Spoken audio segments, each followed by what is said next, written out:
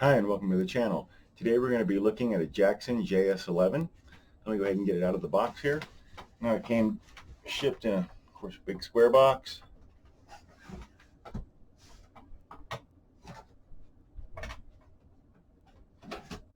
Okay, now inside the big box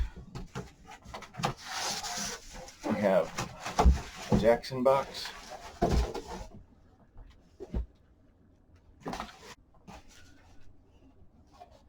Okay, so everything slides out of that rectangle box like this. So it looks to be pretty well padded.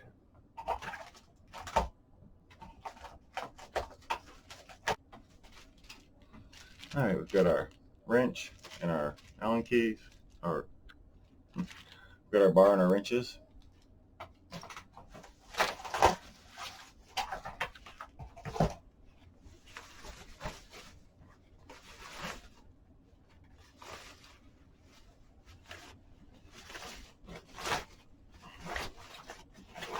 Ooh, yeah.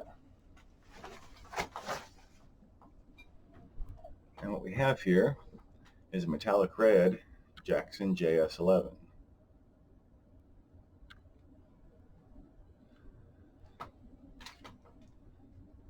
So we'll go ahead and give this a quick once over here. I'm not seeing anything immediately wrong with it.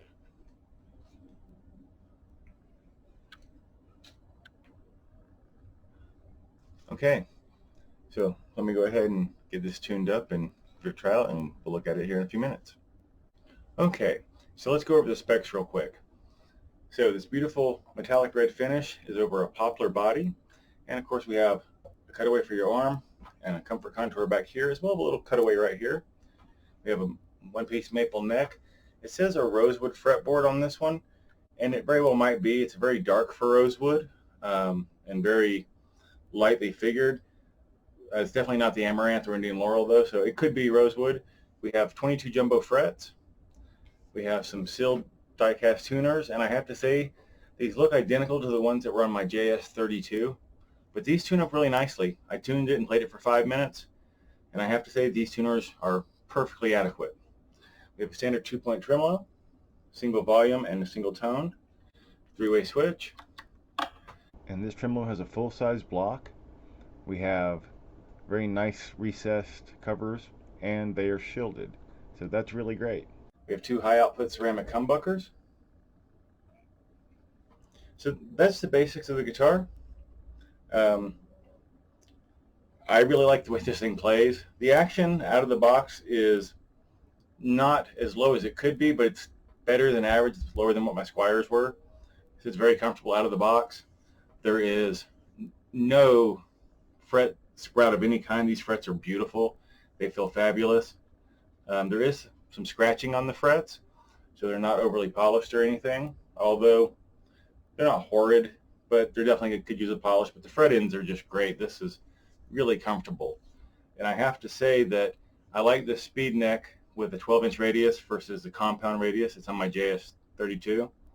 I prefer just a standard single radius. And this is a 12-inch radius, which I really like. So I've enjoyed this guitar greatly the few minutes I got to play it, and I plan on spending a lot more time with it. I did find one little defect in it up here at this lower horn.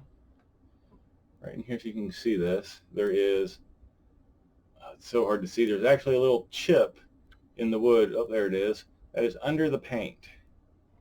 It's under the clear coat and everything, so just one of those things that happens sometimes.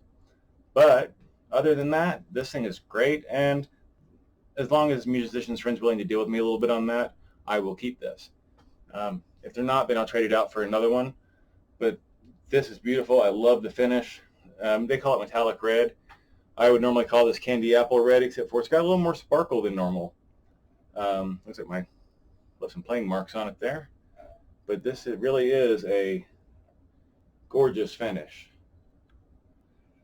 It's not, my camera's not doing it justice. So the Jackson js11, $159.99. It is the cheapest guitar Jackson makes, and I have to say, this is great. This is well worth the money. I forgot to cover the nut. It's plastic, pretty well cut. I'm sure it could easily be changed out, but don't see any real reason to. So yeah, this is a great guitar. I would say if you're looking for a Jackson, unless you want a Floyd Rose or you must have the shark fin inlays, then you might want to check out the js11. Or if you're looking for 24 fret, check out the js12.